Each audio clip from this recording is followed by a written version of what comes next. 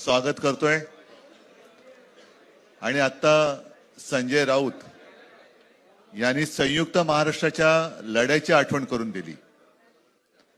तो जो मंगल कलश आणला गेला तो काही सत्यनारायणाच्या पूजेसारखा आणला गेला नाही, त्याच्या मागे खूप मोठा संघर्ष झालेला आहे। 105 107 किंवा त्याहूनही जास्त मराठी माणसांनी बलिदान देऊन मुंबई महाराष्ट्राला मिळवून दिली आणि त्याची आठवण आज स्वाभाविक आहे। दोघेही इथे बसलेलो आहोत, ठाकरे बंधू। आमच्या दोघांचेही आजोबा प्रबोधनकार हे संयुक्त महाराष्ट्राच्या लढ्यामध्ये पहिल्या 5 सेनापतींमधले एक सेनापती। त्यांच्या सोबत माझे वडील म्हणजे शिवसेना प्रमुख हिंदू हृदय सम्राट बाळासाहेब ठाकरे, राजचे वडील म्हणजे माझे काका श्रीकांतजी ठाकरे, म्हणजे अख्खं ठाकरे घराणं त्यावेळेला मुंबईसाठी संघर्ष करत होता।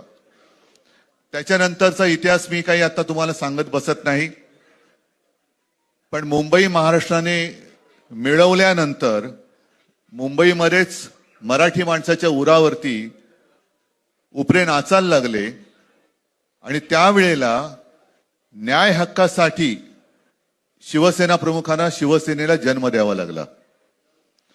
साधारणतः 60-65 वर्ष आता होतील, पुढच्या वर्षी शिवसेनेला 60 वर्ष होतील।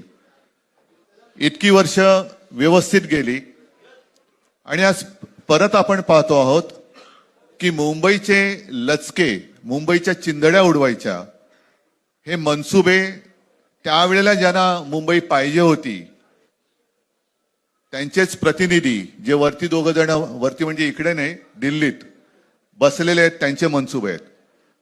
आणि आता जर का आपण भांडत राहिलो तर मग तो जो काय संघर्ष, ते जे काय हुतात्मा स्मारक आहे त्याचा मोठा अपमान होईल। आज आम्ही आमचं कर्तव्य म्हणून एकत्र आलेलो आहोत आणि मी मागेच म्हटलं एकत्र आलो आहोत राहण्यासाठी।